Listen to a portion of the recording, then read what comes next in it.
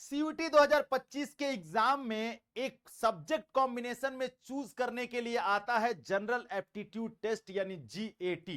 पहले ये general test के नाम से जाना जाता था, अब इसे जीएटी कर दिया गया है। तो नाम में बदलाव आया है तो कुछ ना कुछ इसके सिलेबस में भी बदलाव आया होगा, और वो जो बदलाव आया है वो बदलाव आपको परेशान कर सकता है इस बार के एग्जाम में। वो बदलाव आपको परेशान कर रहा है कि आप इस बात से परेशान है कि किस तरीके से हम उस चीज को पढ़े कि हमारा जो है पूरा जनरल एप्टीट्यूड टेस्ट पूरा तैयार हो पाए और हम 100% ला पाए। सबसे इंपॉर्टेंट चीज ये है कि क्या और एड ऑन किया गया इसमें, और दूसरी इंपॉर्टेंट चीज ये है कि इस बार मैक्सिमम यूनिवर्सिटीज जो है जनरल एप्टीट्यूड टेस्ट को वैल्यू दे रही हैं।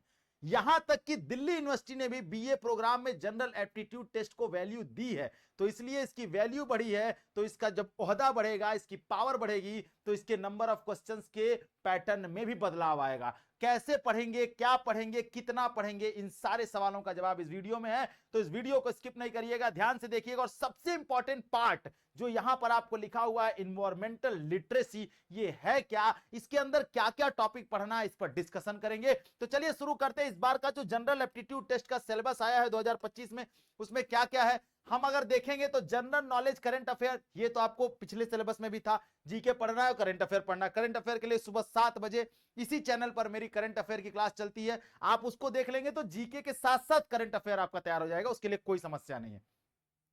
General mental ability, numerical ability, आपके लिए जो है मैथमेटिक्स का जो पोर्शन है आप उसको आसानी से तैयार कर सकते हैं। ये बहुत थोड़ा कठिन होता है, लेकिन यहां पे आपको पूरे के पूरे नंबर मिलेंगे, जितने क्वेश्चन पूछे जाते हैं उतने इसलिए मिलेंगे क्योंकि अगर आप मेहनत करेंगे तो आप यहां से पूरा नंबर उठा सकते हैं, यहां से नंबर कटने के चांसेस ही नहीं है। कैसे मिलेंगे आप उसके लिए हम आगे बताएंगे, ध्यान से देखते जाइएगा।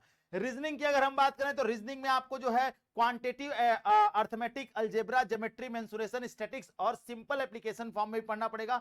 लॉजिकल और एनालॉजिकल रीजनिंग भी पढ़ना पड़ेगा। इसके लिए आशुतोष सर की क्लास चलती है, उसको आप देख सकते हैं। और साथ ही साथ जो है हम आगे डिस्कशन करेंगे इसको और बेहतर कैसे तैयार करें।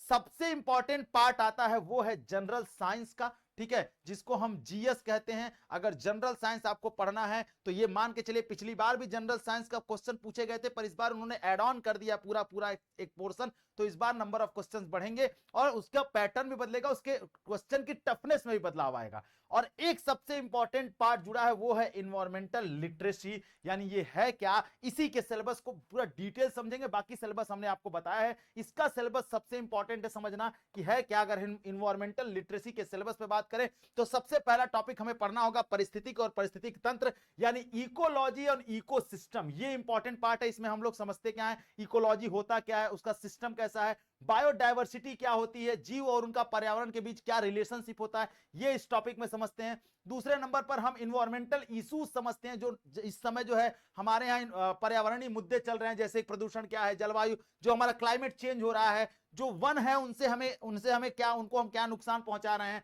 हमारे पास वनों और उनके संसाधनों में कमी यानी रिसोर्सेस में जो है वो कमी महसूस की गई है।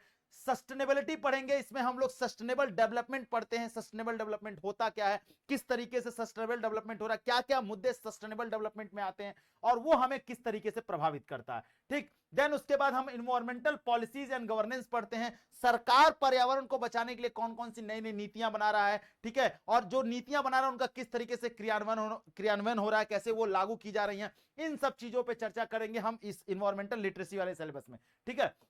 और उसके साथ ही साथ भारत सरकार के साथ साथ अंतरराष्ट्रीय समझौते जो हो रहे हैं, जो अंतरराष्ट्रीय स्तर पर काम हो रहे हैं, उनकी बातें भी यहां पर की जाती हैं इन्वायरमेंटल लिटरेसी में।